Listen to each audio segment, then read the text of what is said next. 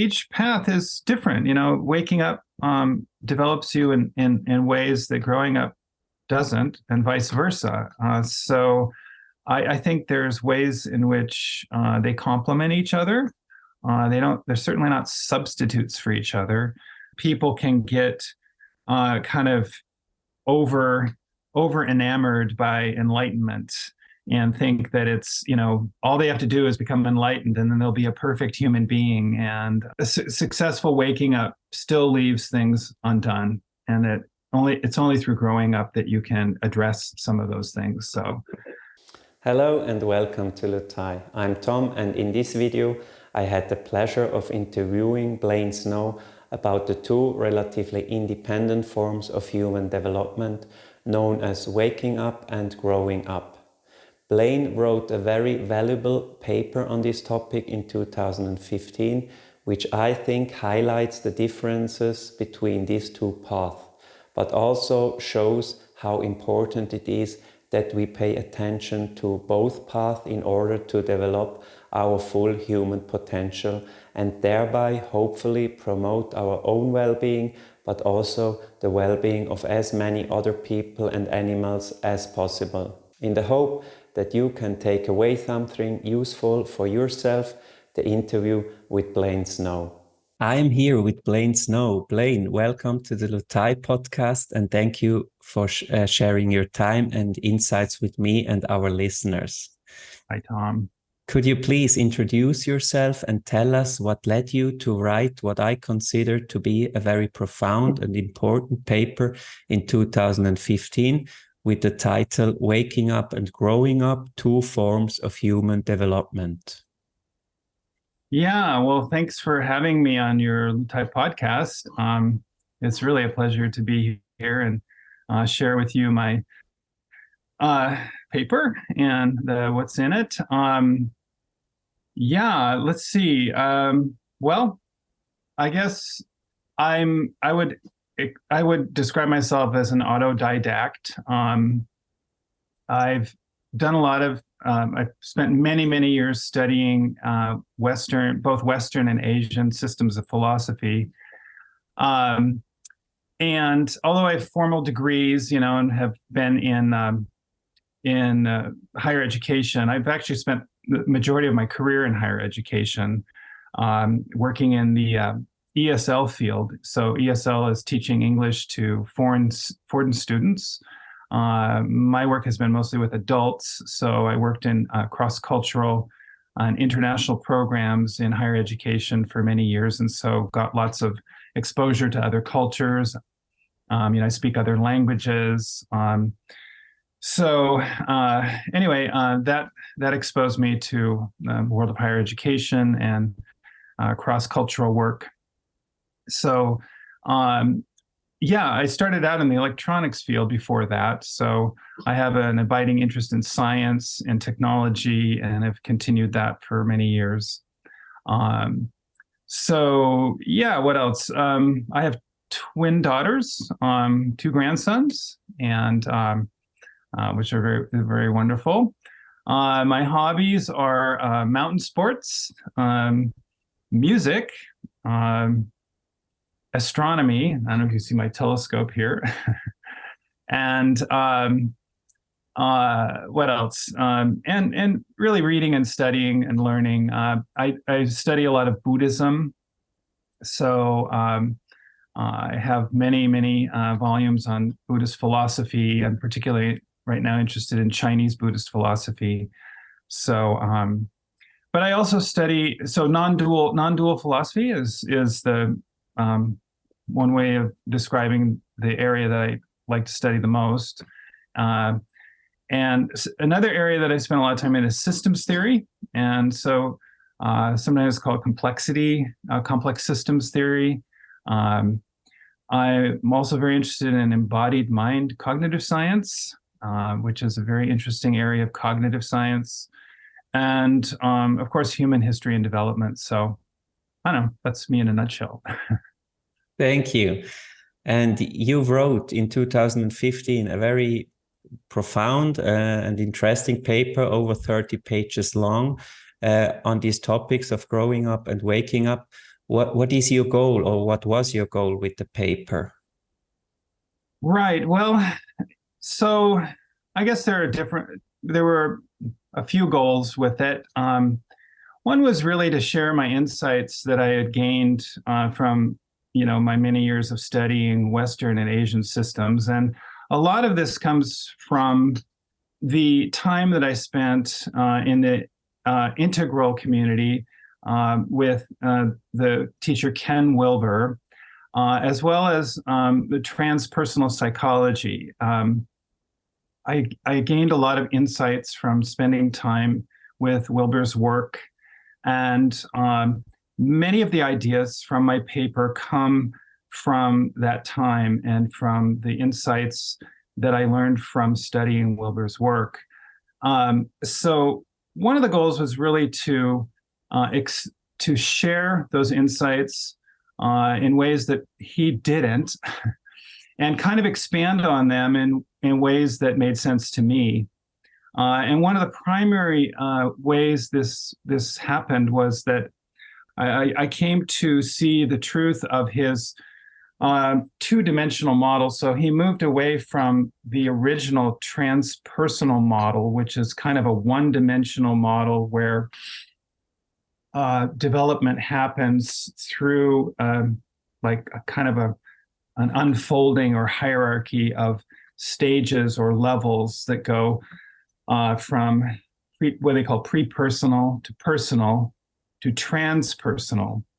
And so in his late thinking in the 2000s, he kind of split those into two, and it made a heck of a lot of sense to me. And he called it the lattice being, two dimensions. And so I kind of took that as the sort of departure from the original transpersonal model. And my paper expands on this two-dimensional model because to me, it's really the more accurate model of what's going on with human development. I don't subscribe to the transpersonal model anymore. The end of my paper describes why this is. And so the goal of the paper really is to share all of this and show how two-dimensional development is more accurate than one-dimensional. So waking up is one dimension and growing up is the other dimension. And how you put it on the paper is kind of arbitrary, but it's just a way of demonstrating how they're related and how they're different. So anyway, those are some of the goals. And it's really also, having spent a lot of time in the Buddhist community, I saw how kind of conflated waking up is with growing up. There's a lot of ideas that are sort of attributed to waking up that really aren't that. They're more growing up. And so I was inspired really to apply many of the insights from Wilber's integral model and his work, and apply them to kind of help people separate the two and see what is waking up and what is growing up, because they're really quite different. And you showed it very nice in your paper. Before I read your paper, I already heard Sam Harris talking about waking up and growing up, but just in very short pieces on his app. And it already then made sense to me.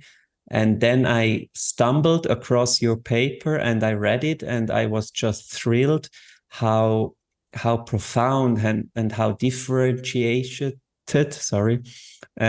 you are talking about these topics. And it made so much sense to me. And therefore, I reached out to you in the hope to get the chance to talk with you in person.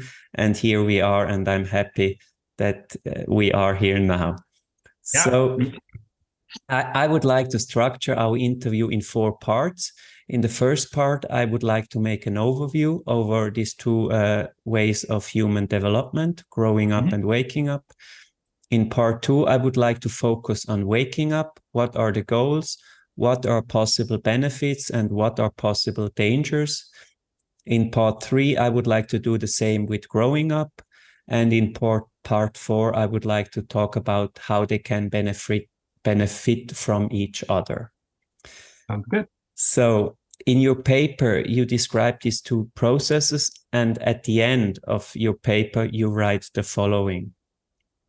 I hope that it is clear in this paper that both waking up and growing up are necessary for a more complete conception of human development, that each provides its own important benefits, that each has limitations in light of the other, and that each has perspectives and practices that can enhance and complement the other.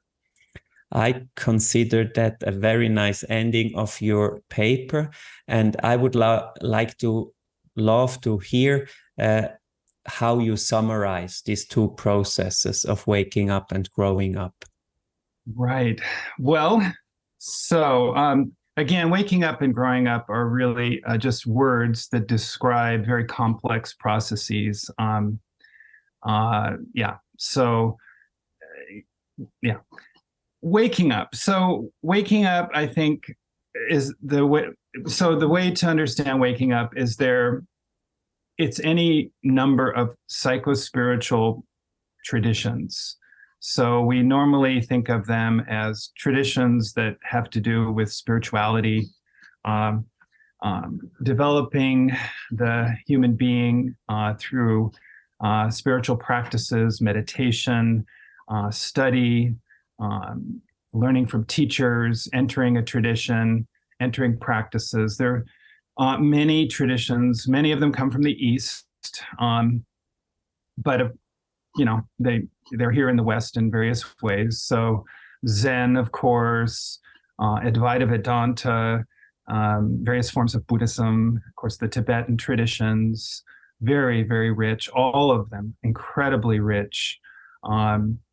So waking up refers to these traditions as paths that offer kind of a release from the world of suffering, to use Buddhist terms.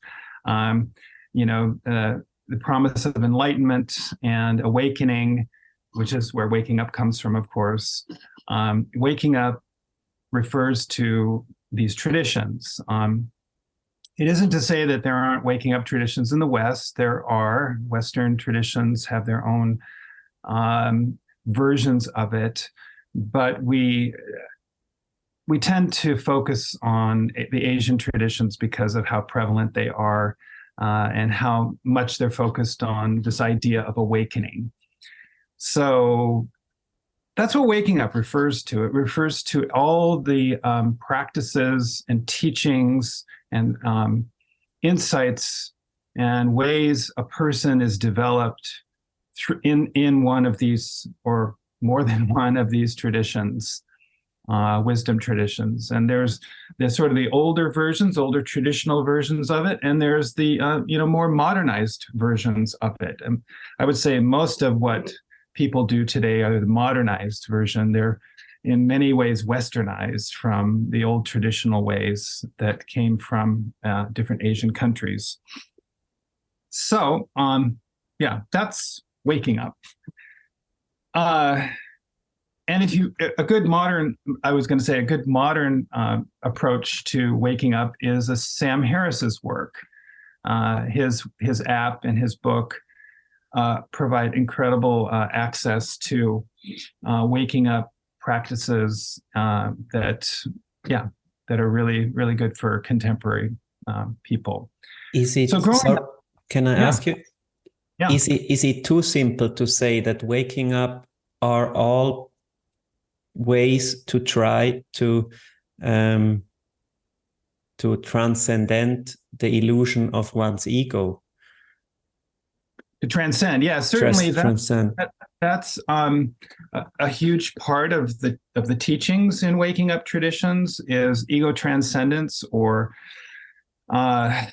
transcending the world of of conventional reality, accessing a transcendent reality, and so forth. I mean, that's one way, sort of simplistic way of looking at it, but transcendence and releasing the ego is a huge important part of waking up teachings. And of course, each tradition does it differently. So yeah. Okay. So let's focus on growing up. Okay, so growing up, so I think of it in two senses. There's a generalized growing up and more specific growing up. And in a general sense, I mean, everybody grows up. You're born and you grow up. You grow up through your stages of, childhood, youth, young adulthood, and so forth. And so there's physical processes going on there. There's socialization processes. There's psychological. Everything happens in growing up in one way or another. And of course, it happens differently with individuals and differently in different cultures and so forth. But the growing up that I referred to in my paper is kind of a subset of that general growing up.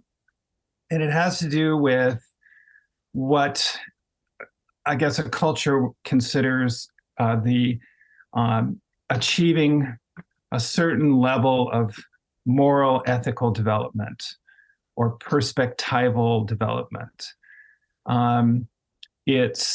It's growing up into mature perspectives that allow a person to have compassion for others, basically, to know different types of otherness and to have respect for those others and to develop compassion for them and have a broad tolerance for different ways of being and living. So growing up in that sense, you could call it kind of a compassionate perspectivism or liberal tolerance. I often use the language of social justice and eco-justice as kind of a place for people to, what defines growing up in this specific sense. And it's in contrast, of course, to all the various versions of narrowness we see where people are unable to take the role of the other, or unable to accept other ways of thinking and living and being, or just don't understand, say, for example, what African Americans in this country go through, or any number of versions of otherness. So that's what growing up means in the specific sense. It means getting to a level of maturity, of ethical and moral maturity that allows you to hold and respect many different cultural perspectives. So I guess, yeah. Thank you. Is it too easy to say that waking up is like focusing inwardly and try to find the sources of suffering inside oneself, and growing up is more like focus on outside worldly things, perspectives, seeing where the suffering is outside with learning different perspectives, ethical behaviors, social behavior, human rights. For me, waking up is looking inside and growing up is looking outside. Yeah, that's a good distinction. And I think there are inner and outer components to both waking up and growing up. But I think by and large, what you point out is true. The waking up paths tend to focus inwardly on releasing your attachments on your beliefs, on your ego, on all kinds of things. And growing up tends to be a more relational kind of thing, where you're more focused outwardly on building relations with different kinds of others, gender others, racial others, you know, religious others, and so forth. So yes, it's much more relational, and we'll talk maybe a little bit later about Wilber's terms for that. But yeah. Perfect. Thank you. Yeah. So we could focus on waking up and part two. Is this fine for you? Yeah, let's do it. So what would you say is the goal of waking up? You already mentioned it a little bit. Well, yeah. Again, remember that waking up is a word for many, many different traditions. So it's hard to say definitively what the goal of waking up is. Certainly, many waking up traditions, by the name, their goal is to awaken, and you know, the word for this often is become enlightened, illumination. It's a kind of, you know, idealized end state where a person kind of understands the meaning of existence. I mean, there's many ways to describe it, but there are many goals in waking up traditions, like in Buddhism. You know, the end goal is really awakening, you know, that's what Buddha means. Buddha means awakened one, the awakened one.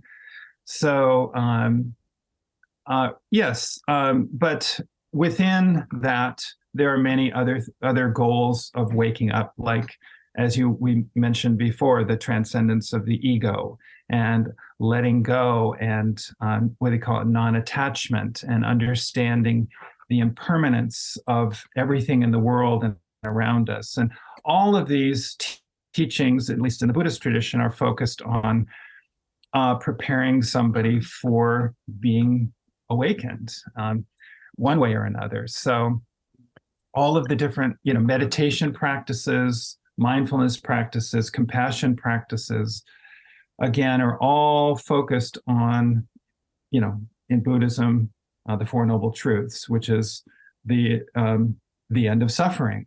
So enlightenment is seen to be the end of suffering, and nirvana, or the awakened mind, is one who doesn't suffer anymore. So, I mean, this is sort of a simplistic description of it, but that's really, I would say, you know, being awakened and escaping suffering is, you know, at least in Buddhism, the goal. So, thank you.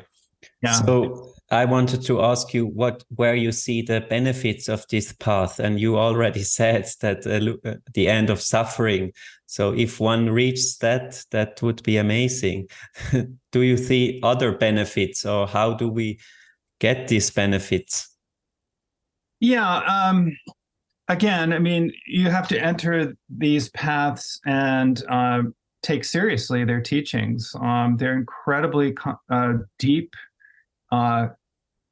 sophisticated, complex traditions that, you know, span millennia across many, many cultures. I've benefited so much from my time with Buddhism and other non-dual traditions, Taoist studies, and to some extent Advaita Vedanta in India.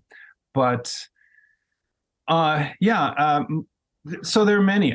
When you go into these traditions, you learn all kinds of different practices, you know, from meditation to all kinds of wisdom study, and the wisdom study, you know, has to do with all kinds of concepts that help you understand, from their perspective, the nature of the mind, or the nature of reality, or the nature of truth.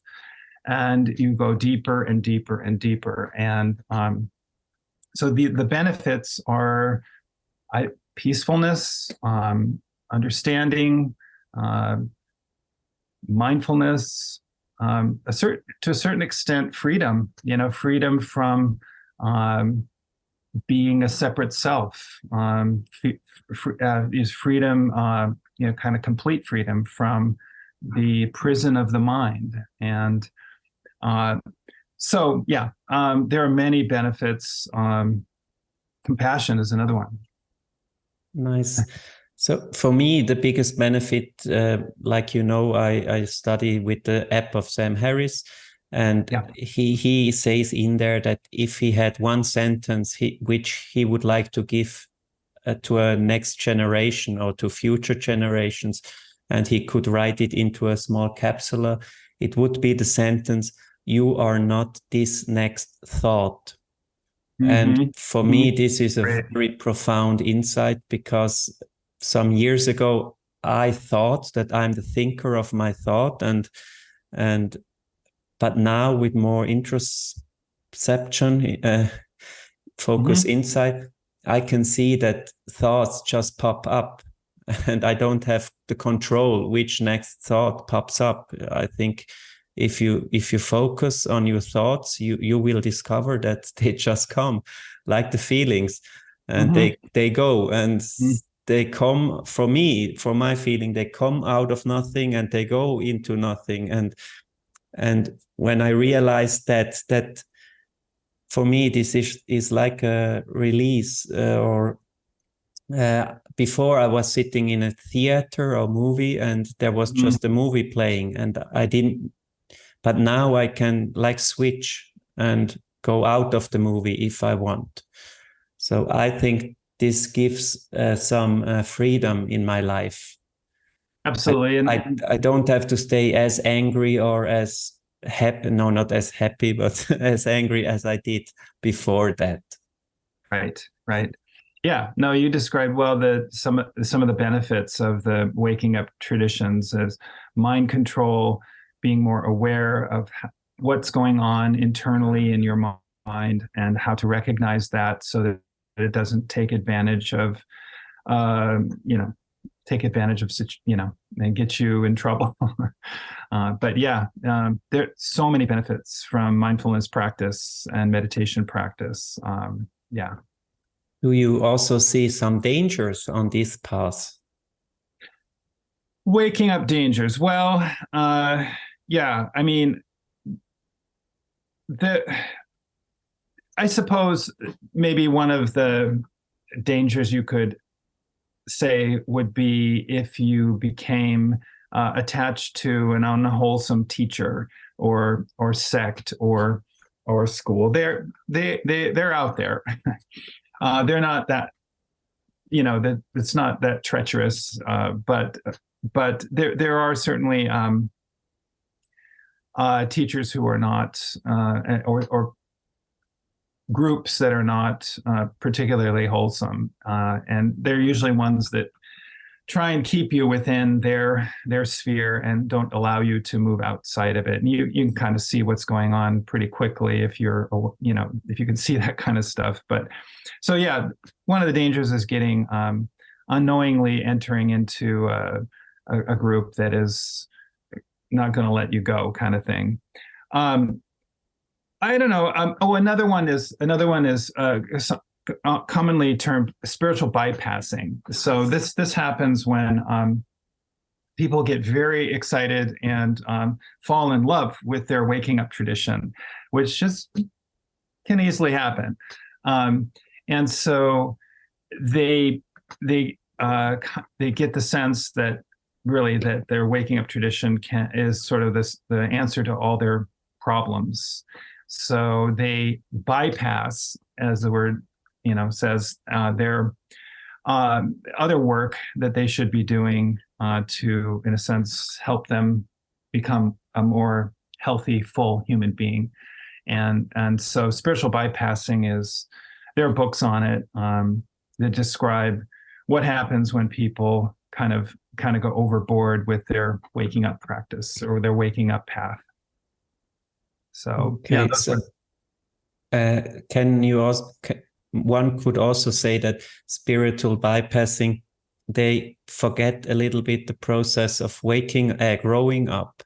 Like I sometimes get the impression that when I listen to a person who focus on waking up, sometimes they say things like, or I guess they believe things like, I just have to wake up and then all my actions are going to be pure, like pure love. I just have Yeah, to wake up and then I can, with my actions, I don't can hurt anybody. I can say whatever I yeah, want. And I think this is a very big uh, misunderstanding, yes, because we have to focus, and we are going to focus later in the interview on the process of growing up, which from my point is at least as important as waking up.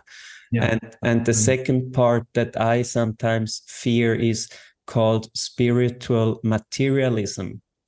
That Right. when I study with a waking up path, my ego can become quite uh, happy or proud that it understood more than maybe other people, I guess. And then I can put myself on a higher stone, or how do you say it? Um, Mhm. that's the ego again. So I can Yeah, say like, oh, I'm something better because I know that I'm not my next thought. yeah, that's great. That's right, Tom. Yeah, I think spiritual bypassing and spiritual materialism kind of can go hand in hand. And so there are books written on both of these topics and describe the kind of pitfalls of waking up experience. But, as you said, people can get kind of over over enamored by enlightenment and think that it's all they have to do is become enlightened and then they'll be a perfect human being and they won't ever have to worry. Yeah, it's Yeah. it's understandable that you know get people can get that way, but And eventually they figure out that it isn't everything. yeah, and that's also one, maybe the main goal of this interview with you, that I want to show our listeners that these both paths are so important. And then we should focus on both, because when we just focus on one, we leave a lot of sources of suffering on the side. And I, Mhm. I would like to try to find all sources of suffering. And if we want to find all sources of suffering, I think we have to focus on both paths. Yeah, yeah, yeah. And I try to describe in my paper the ways in which waking up leaves, a successful waking up still leaves things undone, and that it's only through growing up that you can address some of those things. So, yeah, we can maybe talk about that more too. Yes. Before we go to growing up, if Yeah. someone wants to go deeper into waking up, you already mentioned a few ways. Where would you direct someone who wants to start on this waking up path? Well, again, there's so many doors. There's so many ways into the great wisdom traditions. Wilber like to call them wisdom traditions. A teacher, a book, an experience, a meditation retreat. Sam Harris is a great place to start. Thich Nhat Hanh. I would say, stick with the well-known teachers, because there are teachers out there that are not exactly wholesome, and there is schools out there that are also uh, not that great. So choose your teachers wisely. I would just say that's and follow. There's so many different ways, websites, podcasts, books to get into it. You'll find you'll know when you find the way that's right for you. So. And I would recommend our listeners highly to start on this journey of waking up if they haven't yet. Right, right. Because it is a choice. I think that's another important thing is that, growing up, you don't have a choice. Everybody goes up through a growing up process, but waking up is something many people don't get to. I participate in a faculty study group at the place where I used to teach, and all of the people in the group, there's about 5 of us, have never taken up any kind of Asian philosophical system. They're all focused on Western thought, Western thinking. And so the whole promise of enlightenment and awakening is just not part of their vocabulary. They don't even know it. So they have never, they're as old as I am, and they've never gotten to a point of entering a waking up path. And so it really shows that it's a choice. It's something you come to or you don't, depending on your life conditions. And unlike growing up, everybody has to grow up. Not necessarily in the specific sense, because that's also work. But again, waking up is something that's not guaranteed. It's not guaranteed that you'll even find a waking up path. So there's that too. In a conversation on the app of Sam Harris, I think Joseph Goldstein tells that one of his first, I'm not 100% sure, but one of his first teachers on this path told him that if you're interested what your mind is, observe it. And Sam Harris says that the relationship to your thoughts will almost entirely determine the quality of your life, and also to the quality that you can give to the lives of others. So I think this highlights how important it is to focus on our mind. What is our mind? To train our mind. What are thoughts? What are feelings? How do I function? If one does not do this, I'm sorry. It's sad from my perspective. Yeah. People who don't ever go into a waking up tradition or a path to enlightenment can often have what they call spontaneous peak states. So you can have a peak state spontaneously doing practically anything. And there's this whole area of study that has to do with altered states of consciousness that can give people glimpses. People who don't know anything about waking up, it gives them glimpses of a higher reality or a deeper reality. But if they don't have any tradition to kind of interpret it for them, they're kind of left, they're left not knowing what happened. So peak states or altered states of deeper consciousness can happen really, it does happen regularly to people, but you have to have a tradition in a sense to interpret it for you and to help you understand what's going on when you have those kinds of altered states of consciousness. So anyway, that's a whole conversation unto itself. So. Thank you. So I would suggest that we move to part 3 and focus on growing up. Yeah. What would you say is the goal of growing up in the specific sense of growing up? Right. So again, growing up in a general sense is what everybody does. The question is, how much do you grow up? I guess is really the question that we're asking in the paper is, what does it mean to be a maturely developed citizen, individual in a society? Are you able to function with all aspects of the society, in a reasonable degree? So we're asking the question is, what does it mean to be grown up in that sense? What does it mean to have mature perspectives?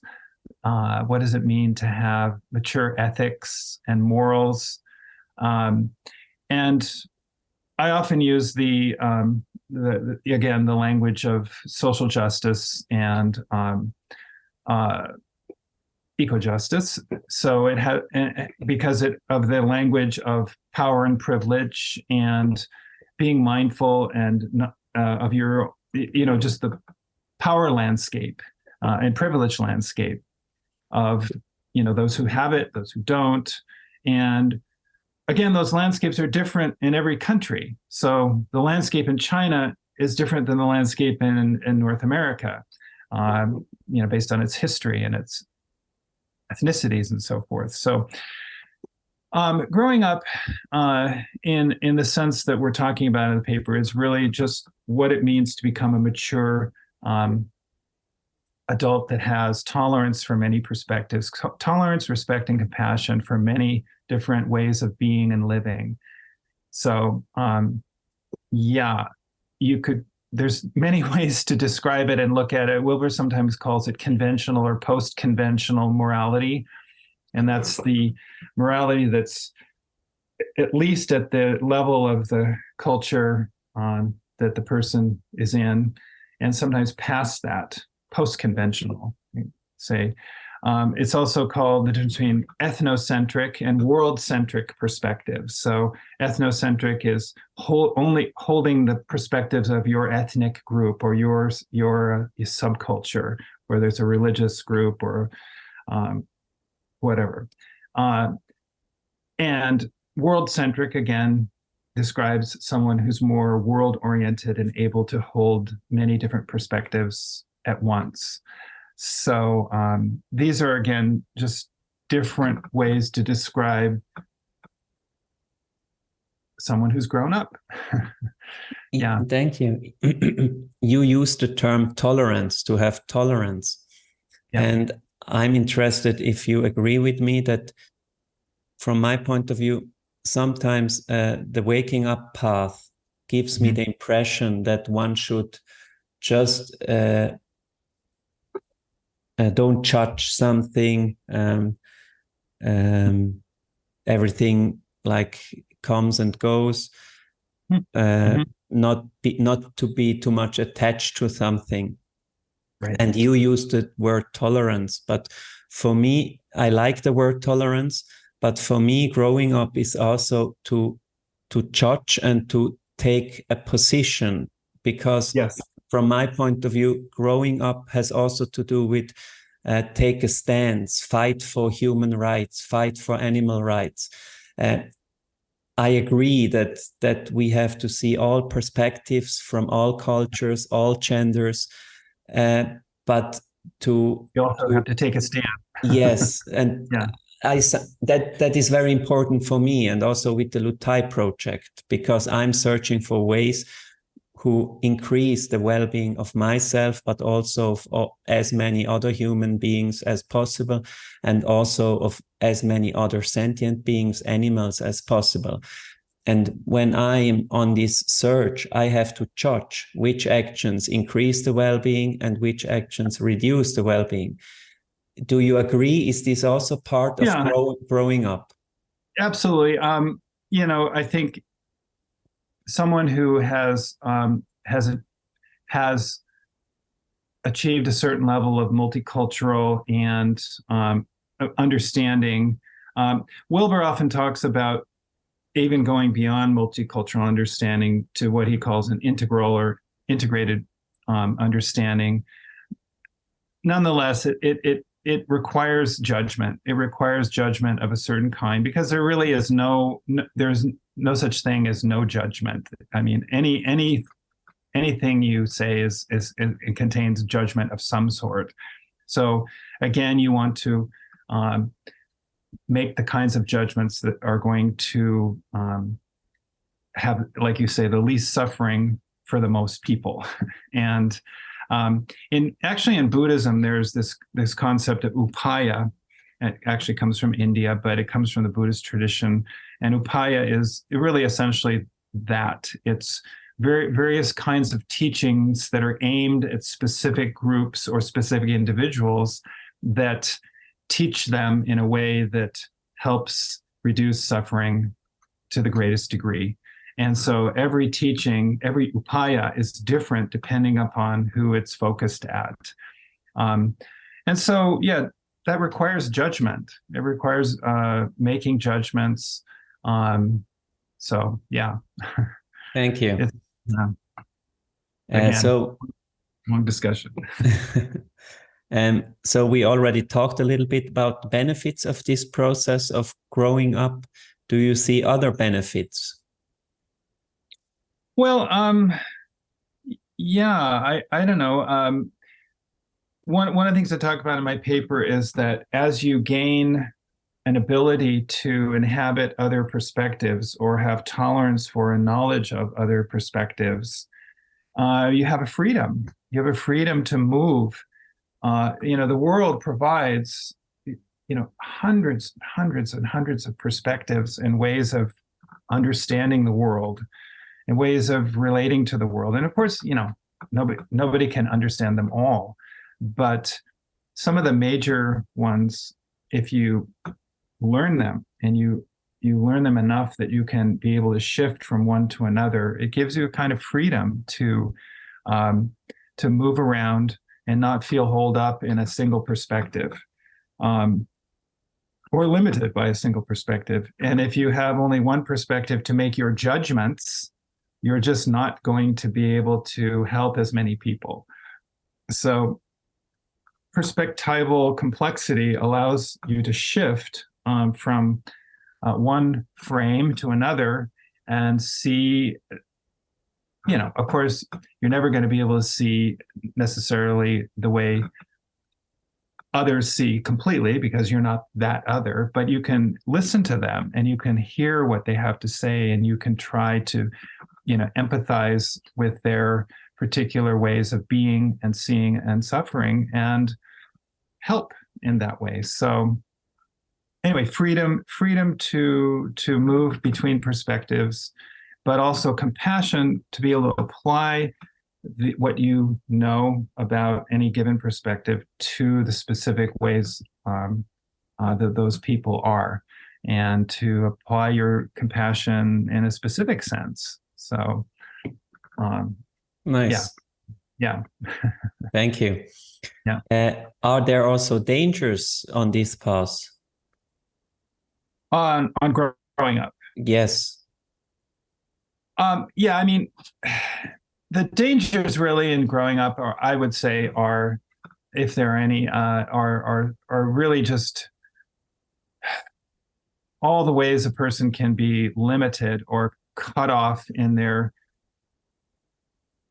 path towards greater perspectives, and greater diversification of their ego. There's so many ways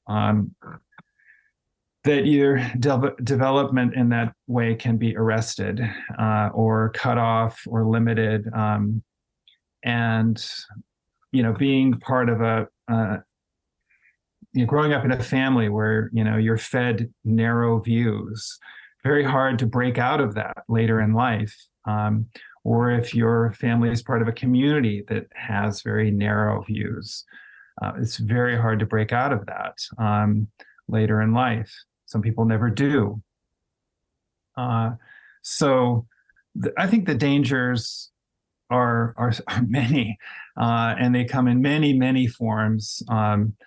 These are things that were described in great detail in transpersonal and integral psychology, but also developmental psychology looks at the many ways, the many pitfalls that that happen on the different developmental stages that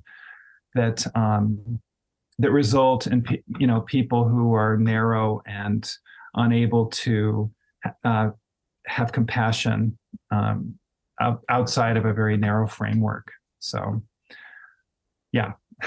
Thank you. Yeah. So if someone wants to go deeper into specific forms of growing up, where would you direct someone? It's quite a broad question. Yeah. Of field. Yeah, it really, there's so many things you can do to, I would summarize it by, expose yourself to diversity, expose yourself to otherness, get out of yourself, whatever that means to you, take up a compassion or a gratitude practice. That would be another thing. travel, learn a new language, spend some time in places that you don't know. Um, but you don't even have to travel necessarily. Talk to the person next to you who's different from you, who is a different gender or a different sexual orientation or a different race or a different religion. Talk to them. Listen to what they have to say with your heart. And, try to be in their shoes, right? I mean, these are all different ways to describe what can happen so that a person can grow up into, mature, ethical, multicultural perspectives. Take classes on social justice or diversity, or examine your biases, your privilege. Waking up can help with that too, mindfulness practice. But in other words, be aware of extreme expressions of everything, of anything, including tolerance and, multiculturalism. Social justice can get actually very extreme expressions of it. And so anyway, you should be aware of that as well, extremes of any sort. So, but the goal is to become comfortable with and knowledgeable and respectful of, all, forms of otherness as much as possible. So Traveling would be another way. Say again? Traveling could be also a good way to visit other countries, other cultures, other continents. Yes. Traveling isn't, but traveling is certainly a good way. You have to travel and really, get into it and focus on where you are and how it's different and learn from it. So, yeah. Thank you. So we come to part 4. How can they benefit from each other, these two paths? We already talked a little bit about this, but maybe you can expand on that. Well, yeah, each path is different. Waking up develops you in ways that growing up doesn't, and vice versa.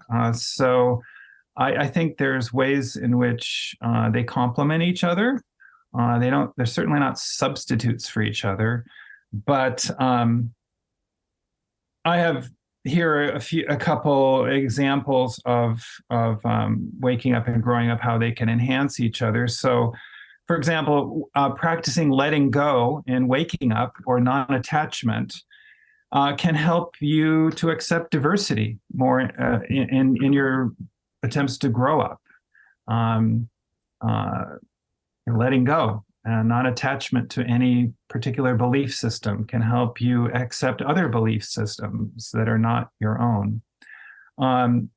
Practicing mindfulness, waking up mindfulness, can help you listen more carefully to the narratives of others when you're looking to grow up.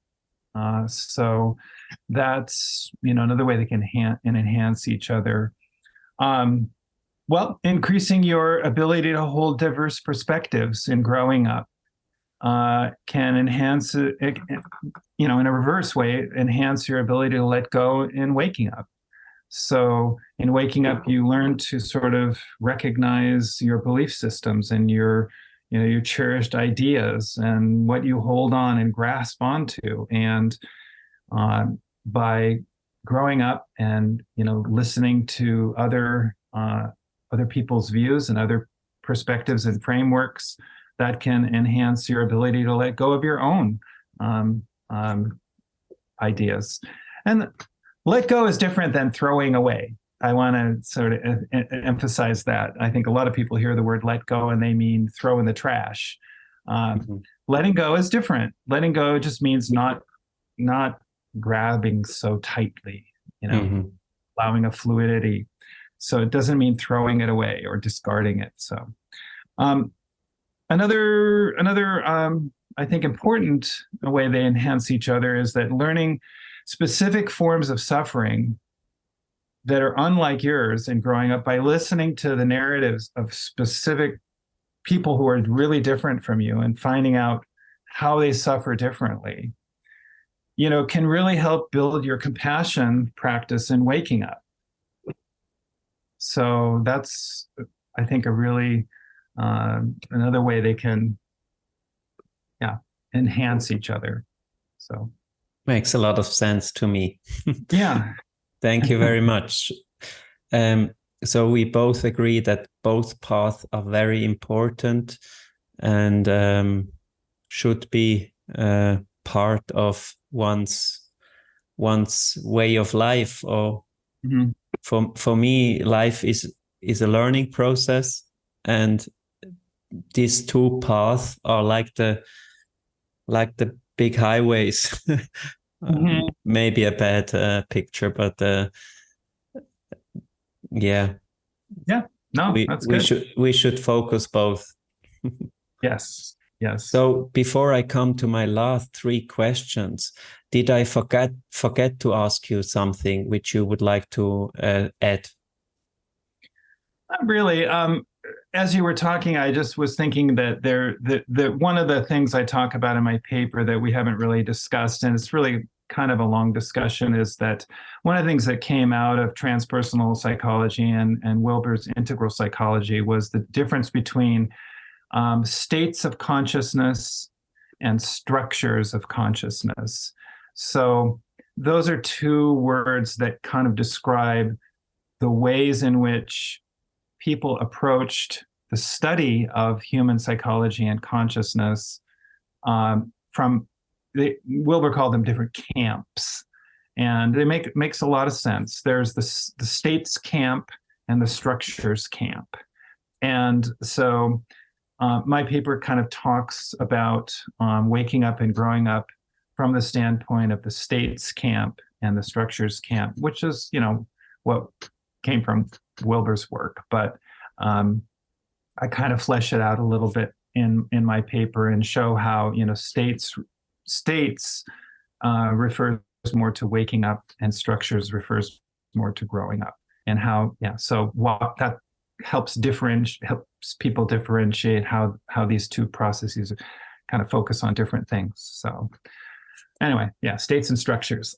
Thank you. Important. That for me, that was actually the most difficult part in your paper Okay. to understand the differences, and I Mm-hmm. guess I understand them now a little bit, but for sure I should talk more or read more, or maybe we do a second interview on states and structures to clarify this topic, which I think is a good way to understand the difference between waking up and growing up. Yeah, they're But not too hard to understand, but it is an important difference, and so good. yeah. So, if you could choose one thing you would like our listeners to take away from this interview, what would it be? Oh, one thing. I would I would say if you're into a spiritual path that focuses on waking up, like a lot of people I know, um, uh, just be aware that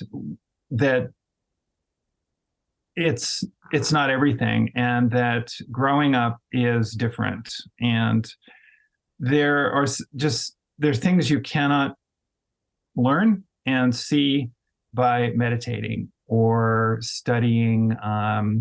uh, studying how to become enlightened. So these are very specific paths that are focused on developing um, certain ways of improving your life, but it's not complete. There are just simply other practices that will enhance your kind of total ability to reduce your suffering and be a more full human being. And those are growing up practices. So um, Wilber was really clear on this, that, meditative introspection and contemplative reflection um, can't produce dialogical learning, okay, and knowledge. So it's kind of like intersubjective is not intersubjective. And intersubjective, he used the words monological and dialogical. Monological is inner focused, and dialogical is other focused or relational. And so waking up paths generally focus on monological learning and work. Growing up, of the many ways to work on growing up, they almost always focus on some kind of dialogue or conversation with others. And so they're grounded in that kind of practice, dialogical practices. And so I would say that that's, maybe the most important takeaway from my paper is this important distinction. And so again, I'm kind of speaking mostly to people who've already taken up waking up practices and have found them to be incredibly valuable, which I have too. But maybe you don't yet see how other things can enhance your ability to be a fully compassionate, respectful human being. So I think that's it. I'm looking at my notes here to see. Yes, of course. Yeah. And with regard to that particularly in Buddhism, there's this idea that there's this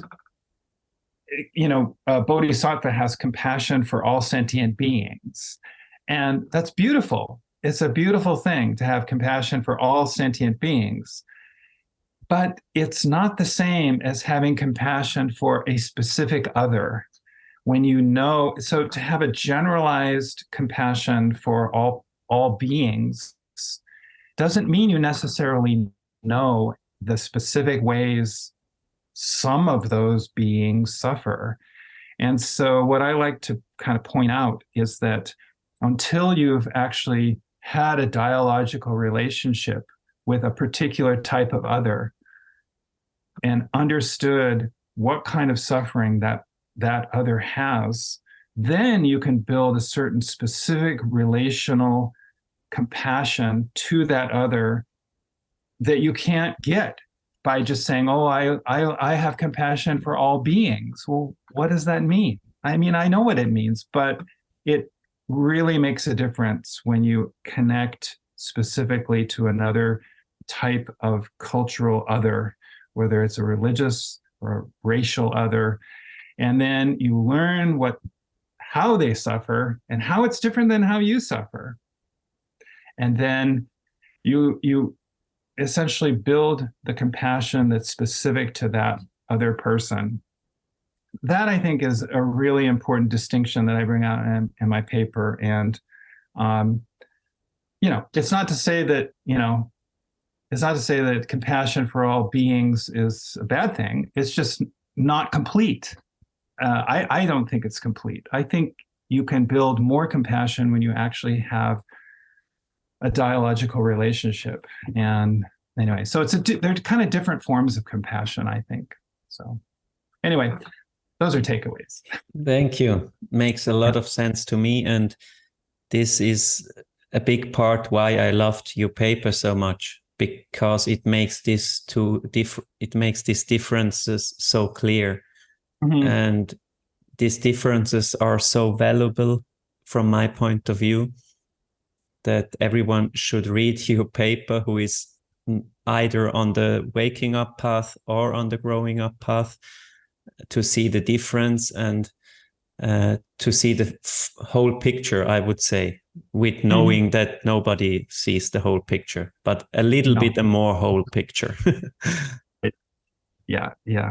Okay. Yeah, I actually wrote it, the paper, for not just the community of contemplatives, people who are in waking up practice, but also a lot of my friends who are in social justice work, and they can kind of get over focused on that. And whereas I think, mindfulness practice can help social justice work. And so I think works for both communities actually.